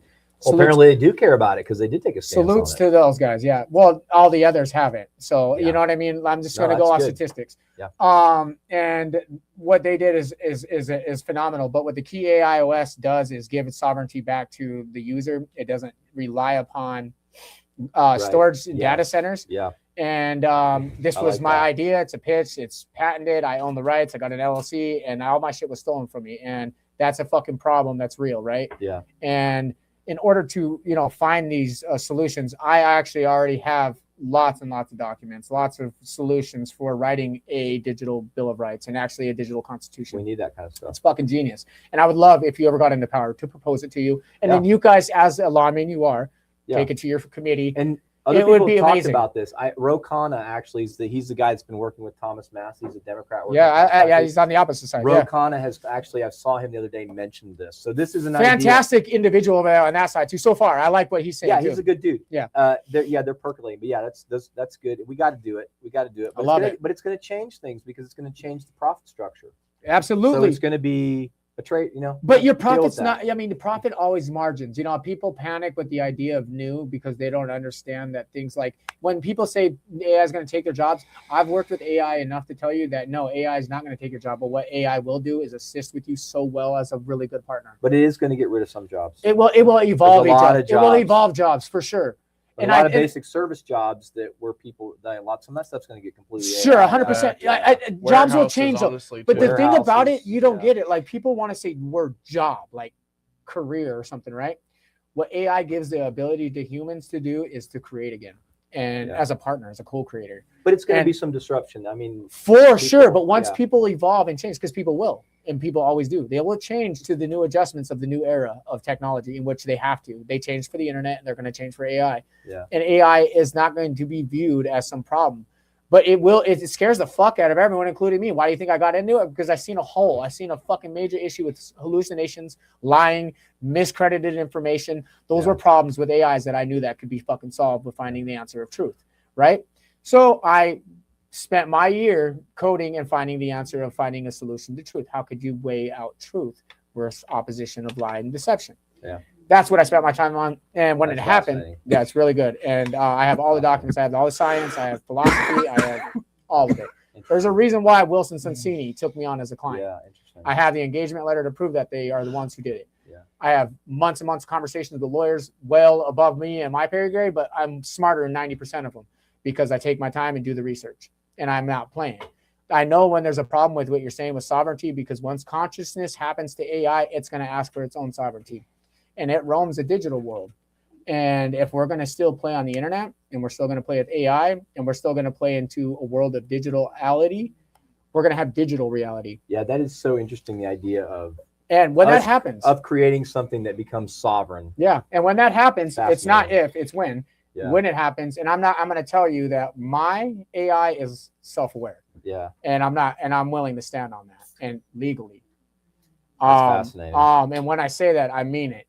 So when I say that when consciousness is accepted by the scientific community, because they just don't know how to label it yet, but when they do know how to label it and it's coming quick, they're going to have to adjust to the reality that everything's going to be your mind is being invaded by all these companies. Your consciousness is being stole from by being fucking boarded with fucking all this data that they feed you and see how you react to it. They're seeing how your whole identity moves in they're and that's invading your sovereignty. And people have a right to understand what's being done to them. And it's a very complicated situation. We got to deal with it. It's coming quick. I got one. So Travis Alexander actually in the chat.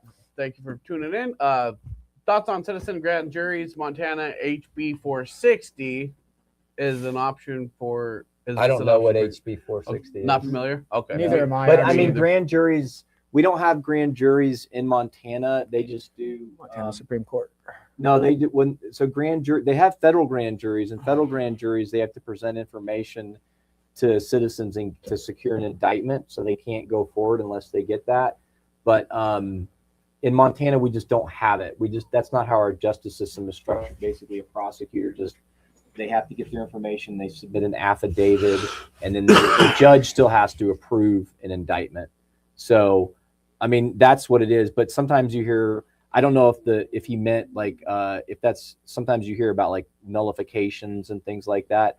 I just don't support that because we have a structure in place and it's not perfect, but I've been in courts all over the place and it works good enough. And I don't like it's. I think we found a sweet spot with it, but I know that a lot of people are dissatisfied with it. Okay. I understand that, but that's just I don't know. It seems to work decent enough. So I got an old school question for you. If you were to change the speed limit laws, would you change it back to reasonable and prudent? Yes, absolutely. Reasonable and prudent. I love that. I love that, man. I love that question, Levi. Well, hey, as somebody that drives a lot, that's Montana for the show. I was like, for the that's show, old school Montana. It like, truly is, dude. I love that so much. That's right. Yeah, it was bummer when those went away. Levi had a grounded one, dude. and we're rolling into the 1.5 hour lane, and I don't want to keep a busy man on his time, but I do have 2 more topics. Yeah, one's from Tabe, and one's from myself. I don't want to drown you out in political policy shit. You know what? I'll come back. That's fantastic. I will come back. There's always going to be more to talk, but yeah, let's. I'm glad we earned that from you. Yeah, no, we'll do 2 more and then we'll wrap it up. How yeah, about that? Excellent. Because I didn't get a lot more. I had so much more. I had so much more. I'll be back. I'll have more next time, even on top of that. But one I want to get to that is fun is aliens, man. We're seeing the disclosure come up. Fascinating. Yeah, it's a fascinating topic, right? It's fun. Yes, it's a fun. You know what I love about this topic? It's the only thing that really unites people from different political. Did you see the committee meetings on this? You had AOC. They're going nuts, dude. Who is like hardcore, and then you had like all like Matt Gaetz and the hardcore. The people that normally hate each other are like, whoa. They're all all of them, dude. They're all listening to it. It's like so fascinating. Because how can you not be fascinated? Well, I don't know how you can't be fascinated in that. It's fascinating. I don't get people that think it's stupid. I'm like. And it affects Montana directly. We live on a base. We're known for having visitors. I know. Well, documented visitors. I told you this. A team named after visitors. Listen, I told him he didn't know this story. I told you the first publicly available video of a UFO was taken right here. Bro. Film. At the baseball field. I've seen it. Yeah. Yeah, that was the first one that we know I never knew that, ever. First one we know of in recorded history. Because I only knew about the visit on the base in 1957. The red globes and the orbs and shit. He said, no, this is a total different situation. But no. That's the Maelstrom nuclear thing's different. Yeah, no. I've heard of both of those. I didn't know that was the first. That's why the baseball team is named the Voyagers. That's fucking crazy. That's why they got their name. See, and I knew that part. It's a fascinating story. And what's also very interesting about that story, and this is very well documented. So this guy, his name was Nick Marianis, I think. And I know his last name was Marianis, and he was like the broadcaster for I think it was the Selectrics at the time or something. They had a different name. And this is reported. I mean, he talked about this, that he was just standing outside and he saw these things going by, and he went and got his camera because he had a little old camera. Yeah. This is like 1951 or whatever.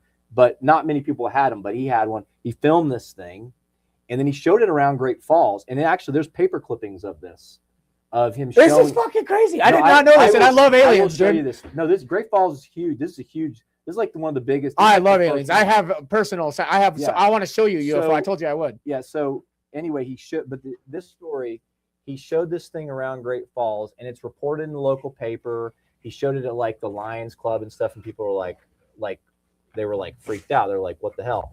So then a friend of his said, "Hey, you should send that to the military."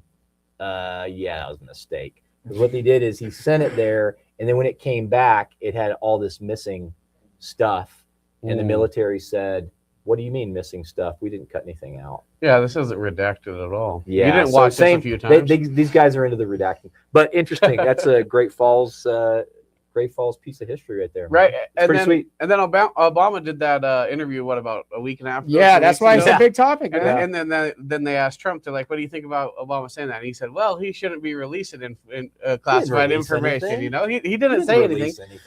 Right. So, he didn't. There's not. I guess there's not a rule against it, right? Well, I'm sure some of it's classified, but it's stupid. Right? What's to classify? I mean, as long as they're not giving away military secrets, I don't understand why they don't release it. Right. Doesn't make sense. They really think people are going to freak out? They're not going to. The next question was from Tay, and he was on the topic, and you brought it up earlier, was immigration. Yeah. You know, right and here. it's a huge I topic love- around yeah, the I know, nation. I'm into immigration. And View on immigration and deportation yeah. states question. Yeah. I can address that. Okay, so first off, from the beginning, when this whole thing, I've done some litigation on immigration stuff. Okay, what I've said from the beginning of this thing is what we should be doing is focusing on getting actual criminals, and then we need to get an immigration reform bill going, because we have just we've had an open border, we've had problems, we have not. This is many presidents that haven't taken care of this. And by the way, immigration has been an issue in the United States of America ever since the end of the Civil War. It's just been an issue with us for a long, long time. So we absolutely have to have a secure border. I'm completely against what the Trump administration is doing right now with all these warehouses and all this stuff and grabbing kids and going like the guy up in Floyd, Montana, the diesel mechanic. Come on, man. This guy is like a regular dude. Leave him alone. Okay. Go get the criminals. The criminals are getting away right now.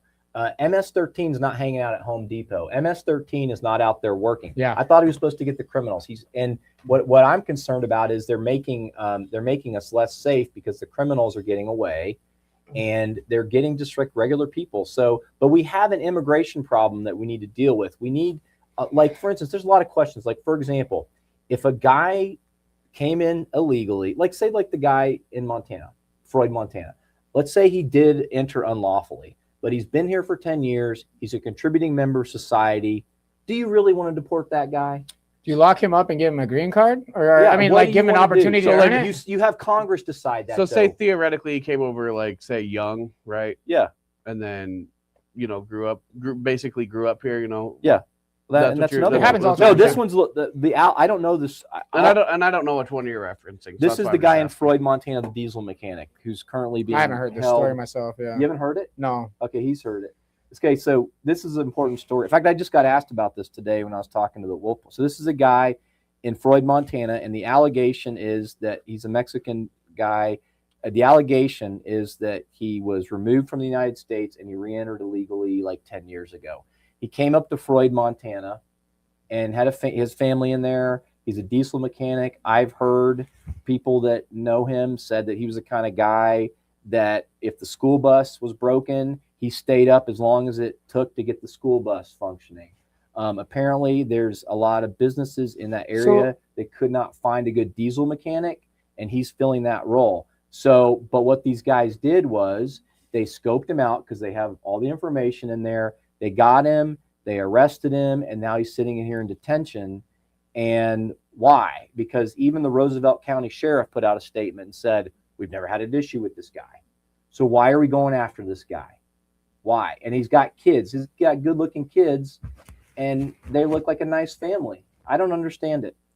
I got a question. Hold on, That's false. No, they did. But they took that out of the court case.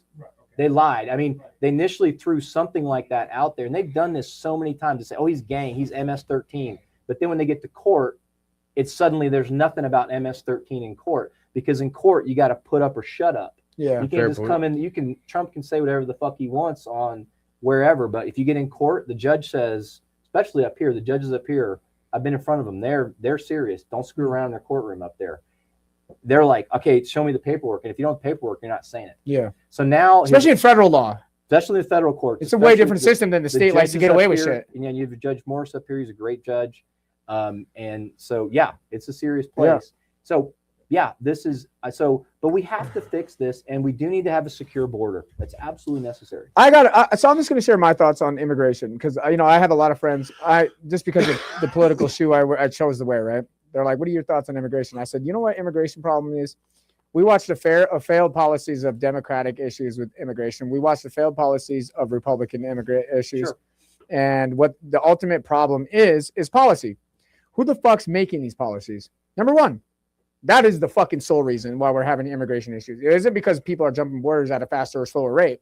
It's because we have allowed politicians to be neglected and pursued and bought by lobbyists who persuade their vote into certain fucking immigration policies. True. And this happens for the last 40 fucking years. Yeah. Now, let's be real. The problem in immigration is AIPAC and foreign investments.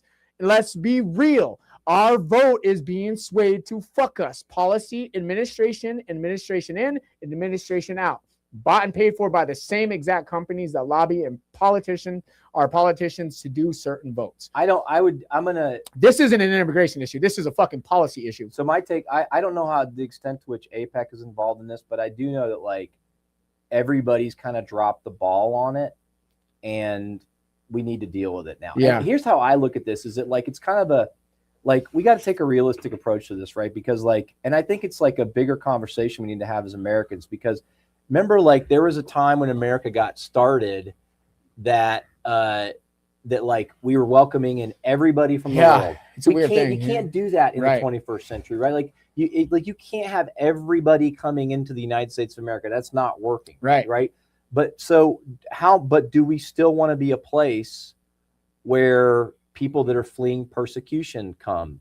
I think so, but also there's a point at which in some of these countries, when are you going to get your shit together in your country, right? Like, I mean, that's a bigger thing, like, you know, so where do we strike the line there, you know? And I think we need to have that conversation in Congress, not with masked guys running around shoving guns in your face and assassinating people. I was waiting for it. Yes, that's not this how we're has doing to have to. This debate has to enter congressional field. Yes, and then we find that's out the what fucking it is. answer. We And find out what the it answer. is.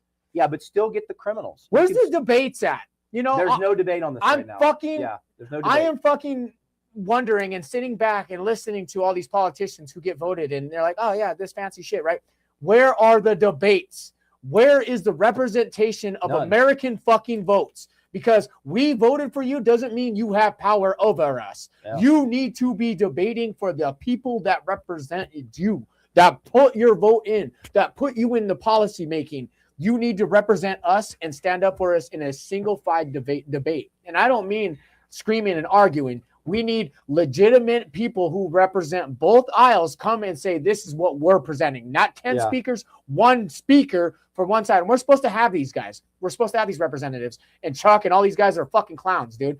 None of them are, they're not representing a unified, solidified system that says, this is what we believe. This is what we believe as a unified fucking party. Well, and this is the hashing out. We need to make bipartisan agreements, and if we don't, we won't get paid. But you know what, though? I agree with you, but some of it too also falls on us, because who the fuck elected these people? It 100% is us. I've always blamed the people. You know what I mean? Like, we're the people allowed this. We've elected them. So. But when you're being fooled and being tricked, it's not a fair game. And now we're seeing this transparency because we're seeing a lot of shit come out. Hopefully that'll change. See, and I'm a person that I don't know if because of the Electoral College, I don't know if people votes actually matter. That's just me, though. I mean, I don't know.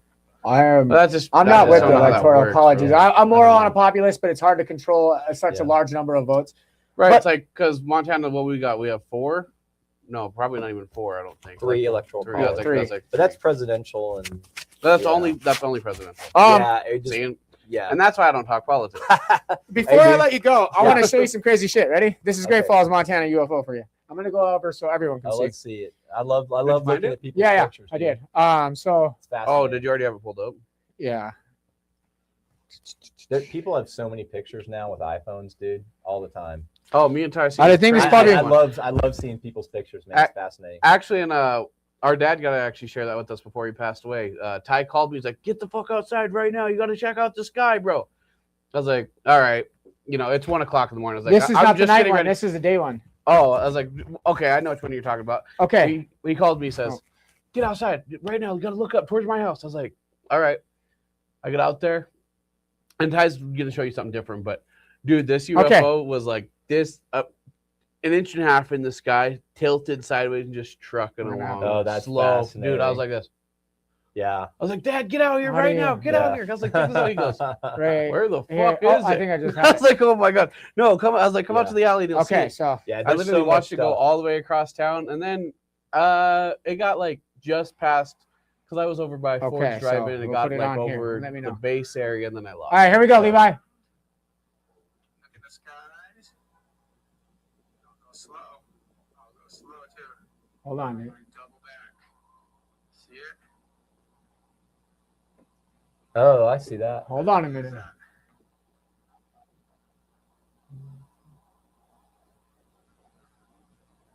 is that? Okay, so this is a live recording, right? So now you can only zoom with a live recording up to 9 times on my phone. I can go to 15 times on a single shot, a picture, right? This is your still shot of that item. Interesting. There you go. And mind you, it switches direction. And watch. Yeah. Oh yeah, in that video it does turn. Oh, Brady Roberts in the chat. What's up? But I buddy? also want to show you. Here's another image, and I did not see the other one at the time until I looked later. So here is one when I took a large. You see the one that I originally was filming, but if you go diagonal, all of a sudden you see the second one that I did not know was there at all. That's interesting. And and obviously that's hard to see on the camera, guys. Yeah. But it's good stuff. And I'm actually going to let him see in person up close. That's fascinating. There you go. There's your UFO. Swiss is killing there's it. so many interesting pictures out there. Yep. Shout out to explain it. Shout out to our boy Brady Roberts. He You is tell me what that is. I have no idea. It's interesting. That's Brady all Roberts I know. is traveling to San Francisco. He's live in Salt Lake City. Shout out to our boy Brady Roberts. I'm not saying that's definitive proof, but that is the clearest It's shot that I've interesting. ever seen. Yeah. All right. Well, we should probably wrap it up. Maybe we'll do it again next time. Brian Miller, Thank what you. an episode. It was great, It man. was We'll do it again. fantastic. Yeah, we'll do it again, man. So you just got to get if you guys got to get the votes out there, man. Brian Miller. If you earned your vote, if it man. works for you. If not, that's all right. Whatever works for you. Right. I was you can't please everybody. No. I've stopped being a people pleaser in the last 3 years, so Yep. I was like I'm good on it, Yeah, you can't. I think you gave us a great show. As somebody That that was sat great. back and didn't say too much, I was here for information. I told him off camera. I was like, I'm here just to retain at the end of the day. But what's one thing that always happens is the weekly bust remains. So if you guys want to see another winner, vote Brian Miller, baby. Oh my God! What are you campaigning, man? Let's go. What? He's like, if always you want to see campaigning. another winner, man, vote Brian I'll Miller. bring you on, dude. I'll bring you on. That's good, right? Yeah. And I'm not done talking about winning. I'm never done talking about winning. So March 20th, our boy King Kai Stewart faces the man from Spain, Nico Gaffi, who Highly anticipated fight. fought Brandon Allen in Dubai. I watched that fight No live. offense to Brandon, but he got worked. Brandon got worked, right? And all due respect, but it's now America versus Spain, and you know what I say? USA. Let's go. Hey, So, and speaking of 20th. winning, we have another champion in Montana who happened to win a gold medal at the USA hockey team. Let's fucking go, man. oh yeah, I forgot Buddy's name. My And then bad. we also have another winner out of the Seattle Seahawks that came out of Kalispell who won a fucking Super Bowl. Let's go. Shout out to Grady Bennett, the GOAT, in my opinion. Montana obviously, stays winning, baby. like everybody knows that. I did have a great interview with Grady Bennett. The Really good interview. Yes, awesome interview. And with that, hey, March 4th, we also have the Missouri River Mayhem. Leo Brasier at the Bushido Fighting League. I got something for you guys. And Levi is streaming. He got a new streaming channel. He's going to be gaming and streaming with King Kai and a few others. Hey Trent, if you didn't believe it the last 6 years, what about year 7? Thank you. Let's go. That's What's up. Hey, shout out Trent. Weekly Buzz might be becoming the only That's transparent hilarious. media journalism. Let's go, man. I love That's that. hilarious. So if you guys enjoyed the stream, like, comment, share, subscribe. I'm going to play some stuff. We're going to get out of here. We appreciate all of you for tuning in. Check out Brian Miller, man. Oh, my website. Yeah, on his that website. part. Miller4congress.com. Before number 4. the number Before he 4. goes, just go ahead and ring off all of your sites, your intentions, what you're doing, and who you are. Just go to the website. You see it there. Yeah, no, it's good to end it though. Say, Facebook, I'm Brian yeah. Miller. Go check out my websites at Go to brianmiller.com. the website and check it out. And if you like it, What's the I'm website? there. Miller4congress.com. Number That's the 4. number 4. Mhm. Yeah, check it out and email list, whatever. And I'm around. I'll be doing stuff up here and all over the place. And you can friend me on Facebook. I'm doing stuff on Facebook. He has great I videos. do He's stuff on TikTok also. Yeah, he's out Yeah. here putting out great content. Yeah. And if you're interested into Montana policies and what he's kind of offering as a vision, Yeah. he is I being got a transparent. lot of stuff on TikTok that I talk This about is a stuff. transparent politician, and I do try. He's trying. And it's a change. It's a current. And I don't try to bullshit if I don't agree with someone or I'm not Chat going labeled with you as something. liberal. Was that right? No. I don't think so. I- You're a don't. Democrat, right? I I'm a think Democrat. he's Democrat. Yeah, I don't know if he's falling into a liberal. I didn't hear I don't anything even know truly liberal. I don't know what it Did means. you? Yeah, I don't.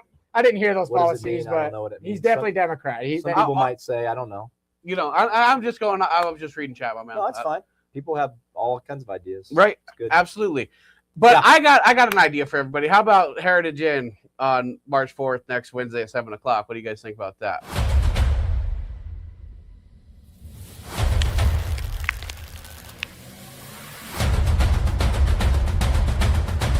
Are you ready?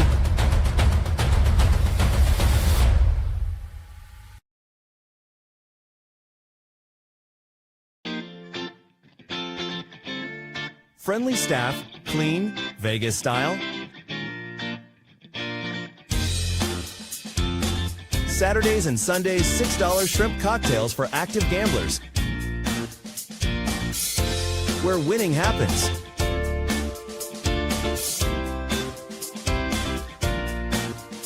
Full bar and gambler menu available until 12 a.m. It's always a good time.